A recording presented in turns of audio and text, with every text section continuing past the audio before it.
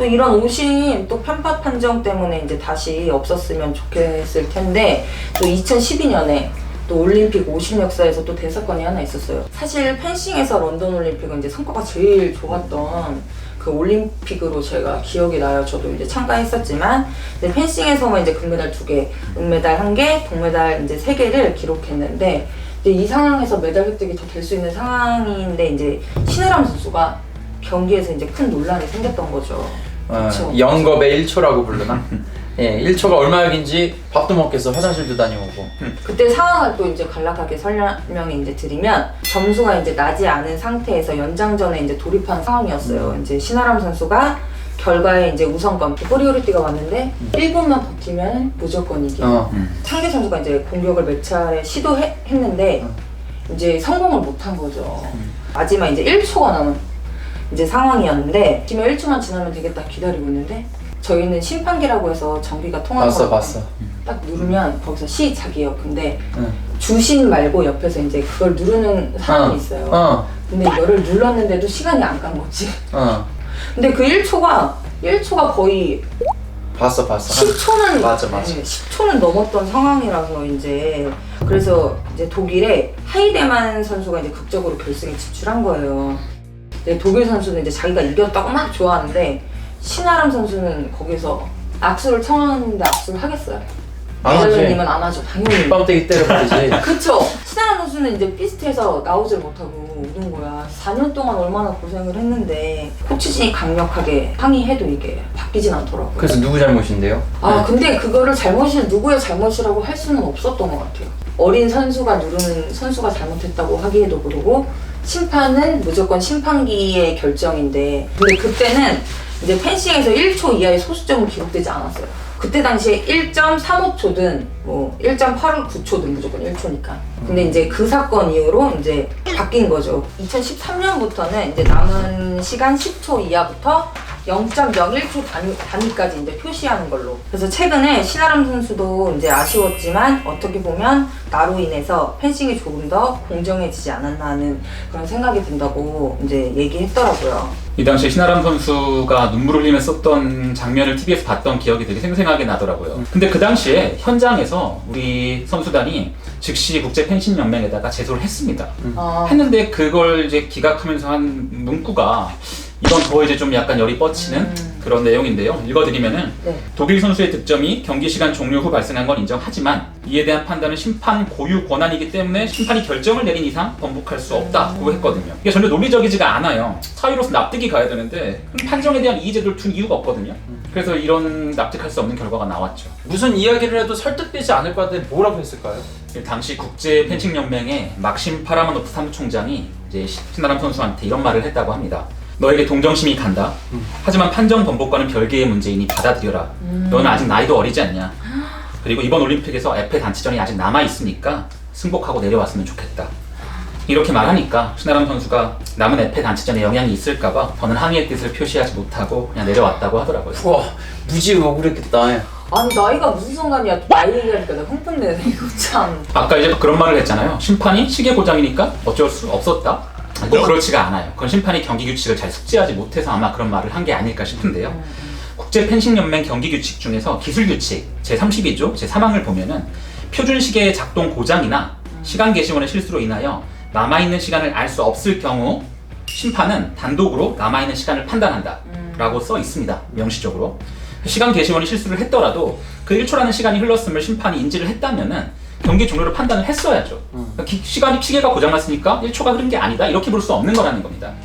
근데 그 이후에도 문제가 있었지 않아요? 본인이 또 나갔던 리우 올림픽 때. 근데 저는 또 신아람 선수보다는 그렇게 크게 이슈 되진 않았지만 이제 제 경기를 보던 선수들은 댓글창이나 이제 펜싱 거기에다가 이제 항의를 많이 했죠. 제가 플러레 개인전을 뛰고 있었거든요. 상대 선수가 이제 러시아 선수예요. 샤나에바라는 선수였어요. 9대 11로 지고 있던 상황이긴 했죠. 이제 제가 이거를 맞고 찌르고 이런 상황이었는데 심판이 딱 가가지고 이건 아니다. 이렇게 얘기한 거예요. 근데 모든 거기 관중분들이 우 하면서 했던 상황. 그래서 제가 이겼던 상황인데 근데 이거를 한 번 하면 정도는 괜찮은데 그래서 제가 한 번은 그래 심리적으로 하자 이랬는데 또 한 번 또 그 제가 공격이었는데 한 번에 찌르지 못했다 이렇게 또 하더라고요. 더 이렇게 컨트롤했어야 되는데 거기서 딱 무너지더라고요. 당시 국제펜싱연맹 회장이 러시아 사람이라는 게 이런 판정에 영향이 좀 있었을까요? 그쵸. 또 이제 국제 펜싱연맹 회장이 우수 마노프라고 하는 분인데 이제 아무래도 또 러시아 선수들에게 후하게 주시는 메달러님들이 보시기에 이런 편파 판정에 대응하는 어떤 선수들의 대응이 좀 달라졌나요? 국가대표팀에서 그리고 대한펜싱협회에서 이제 선수들이 심리적으로 많이 불안할 거 아니야. 뭐 이제 심리적으로 무너지거나 하면 다시 되잡아 잡아야 되는데 그게 안 되니까 이제 심리 상담과 어떻게 하면 이제 침착할 수 있을까 이런 거를 좀 많이 알려주시기도 해요. 또 이런 불리한 상황에서 대처법이 좀 있을까요? 사실 경기마다 종목마다 다 다를 거예요. 일반적으로는 중요한 거는 경기 현장에서 즉시 이의를 제기하는 겁니다. 물론 폭력을 쓰거나 경기장을 점거하는 등의 불법 행위를 해서는 안 되겠죠. 근데 무엇이 문제였는지 그리고 구체적인 내용을 파악해가지고 선수단이 이의를 제기하고 이를 기록으로 남길 필요가 있습니다. 그리고 이러한 이의 제기를 통해서 언론의 주의를 환기하고 또 이슈화하는 것도 필요할 거고요. 지난 평창 동계올림픽에서는 스포츠 중재 분야에 전문성이 있는 변호사들이 모여가지고 스포츠 중재 변호사단이 법률 지원 서비스를 했거든요.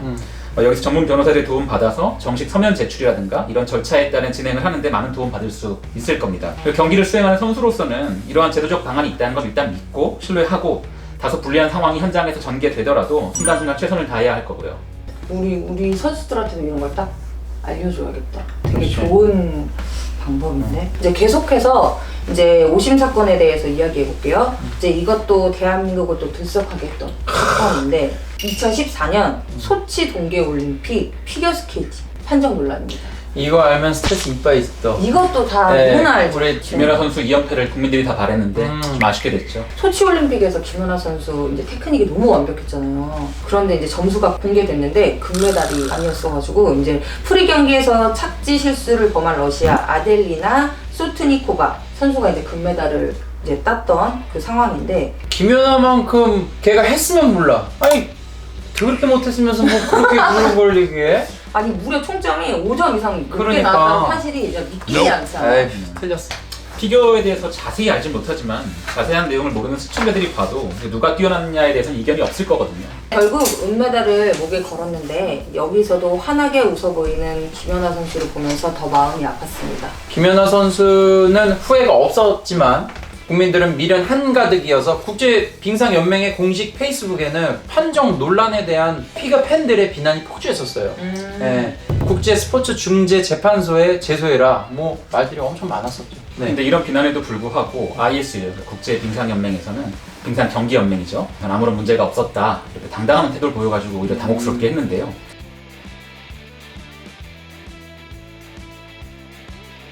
러시아에서 열리는 경기에서 러시아 선수가 메달을 따간 경기가 너무 석연치 않다는 게 계속 문제가 된 거죠. 이 경위를 우리가 좀 파보면은 당시 심판 가운데 알라 셰쿠비세바라는 러시아 여성이 있었습니다. 이 심판이 선수의 기술의 수행 점수를 매기는 역할을 하는 심판이었는데요. 공교롭게도 그 셰쿠비세바는 러시아 피겨협회 회장인 발렌틴 키셰프의 부인이었습니다. 그러니까 러시아 쪽으로 팔이 기울 수밖에 없는 인물이라는 거고요. 금메달이 확정되자마자 소트니코바 선수가 심판에게 가서 안기는 모습이 카메라에 포착됐었죠. 이럴 수는 없는 거죠. 너무 대놓고 그랬다. 그러니까 아무리 스포츠에서 심판의 판정은 경기 일부라는 게 정설이지만 당하는 선수 입장에선 좌절감이 엄청 크겠는데. 국내 대회도 아니고 만약 4년 동안 준비한 이제 올림픽에서 이제 그런 일을 겪었다고 하니까 너무 끔찍하네요. 심판에게는 경기를 공정하게 관리할 법적인 의무가 있거든요. 그냥 도덕적인 의무가 아니고요. 법적인 의무입니다. 만약 오심이나 편파 판정이 이 상황에 대해서 심판에게 대해서 한국법이 만약에 적용된다고 가정을 한다면요. 그 심판이라는 사회적 지위를 이용해서 그 특정 선수나 이런 사람들을 유리하게 판정을 하고 이런 편파 판정에 고의가 있었다면은 우리 헌법 제314조에 따라 업무방해죄가 될 수도 있거든요. 심각한 범죄가 될 수도 있습니다. 그리고 주로 이제 오심이나 판정 이슈가 이제 논란인 종목들을 살펴보면 피겨, 체조 있고요. 그리고 태권도나 펜싱, 그리고 쇼트트랙처럼 심판의 판단에 따라 이제 승부가 가려지는 경기가 좀 많은 것 같아요. 그렇죠. 심판도 사람이니까 꼭 돈을 받지 않더라도 여러 가지 이해관계가 얽혀 있지 않을까요? 나라라든가 소속이라든가 잘 알고 지낸 지인들도 있고요. 변호사님, 공정한 판정을 위한 장치를 마련한다면 어떤 것들을 할 수 있을까요? 다양하게 생각을 해볼 수 있을 것 같은데요. 제도적으로는 같은 국가나 뭐 지역, 팀 등 연고 관계에 얽힌 사람이 그 해당 경기의 심판으로 선임되지 않도록 해야 할 것이고요. 그 심판의 선임부터 오심 발생했을 때 그 오심에 대한 이의제기까지를 감시할 제3의 감독기구가 설치되는 것도 필요할 거라고 생각을 합니다. 그리고 오심 사례들을 보면은 대부분 많은 경우가 팔이 안으로 굽기 때문인 경우가 많거든요. 이를 방지할 수단은 우리가 남이가를 막기 위해서 서로에게 남인 사람들이 함께 판단을 해야 한다는 거죠. 그리고 또한 궁극적인 해결책은 이미 지금 많이 하고 있지만 어떤 기계나 기술에 의한 판정 도입이 좀 시급하다고 생각을 합니다. 이제 스포츠계에서도 여러 가지 의견이 또 많이 나오는데 그 일단 피겨스케이팅의 경우는 이제 심판 실명제 도입하자는 뭐 이야기도 많이 나오고 누가 봐도 편파 판정을 할 사람을 미리 걸러낼 수 있도록 기피 신청을 하는 거죠. 그렇죠. 심판 풀의 여건이 있고 경기 진행 문제가 있기 때문에 제약은 분명히 있을 겁니다.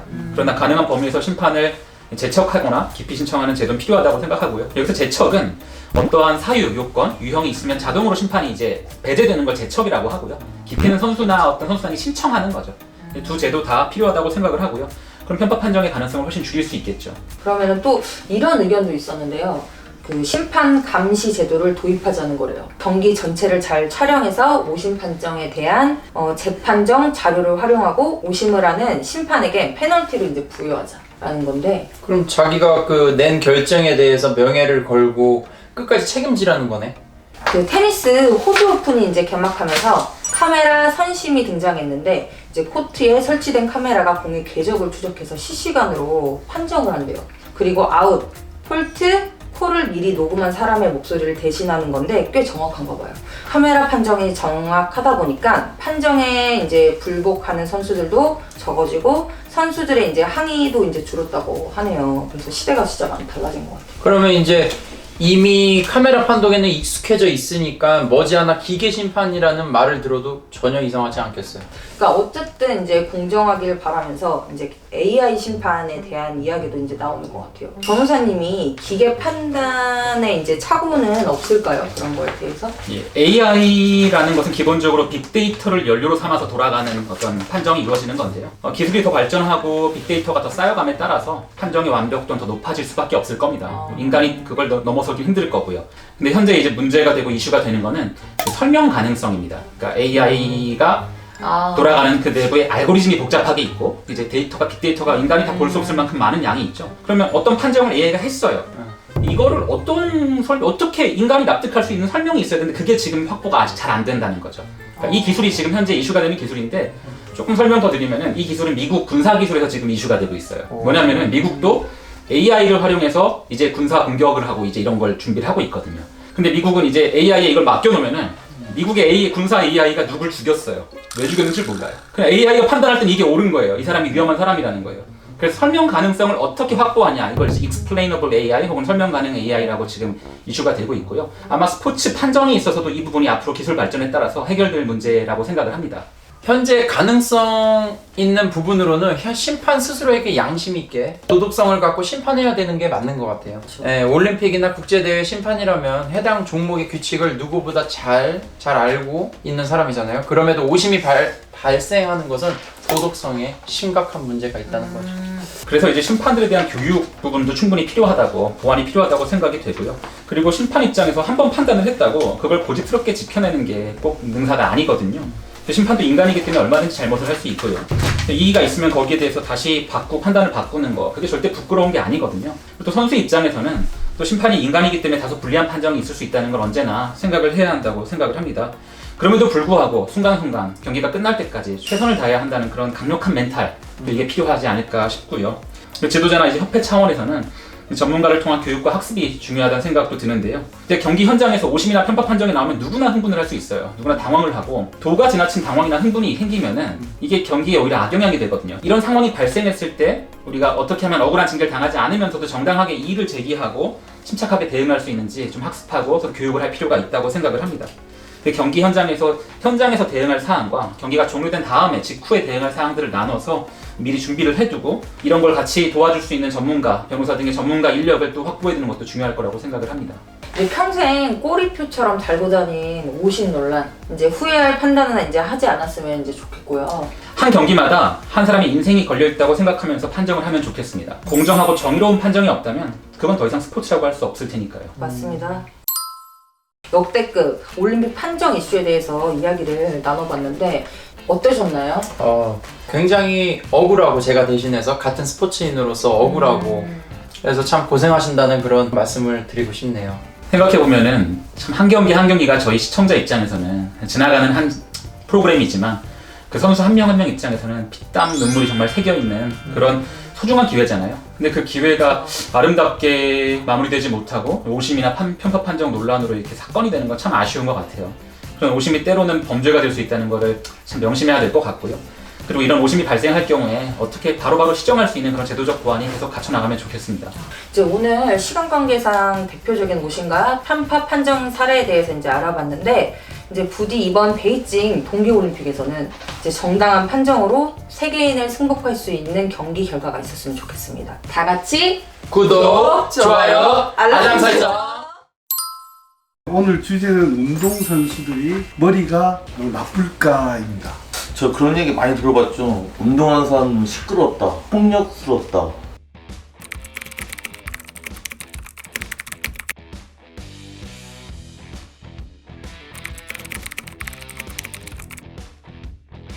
제가 뭐 선수생활 할 때는 보통 머리에 한 3, 4년 데이터는 머리에 다 들어가 있어요. 어떤? 그 시합 때 뛰었던 거. 저희 때는 솔직히 하다 보면 공부가 하기 싫어서 운동하는 사람도 많고 요새는 학교를 딱 맞춘 다음에 운동을 해요. 지금 선수들은. 그래서 그 점수가 안 나오면 시합을 못 나가요. 그렇죠. 많이 바뀌었어요. 그래가지고 학업 일수도 채워야 되고. 예. 그럼 스포츠 야,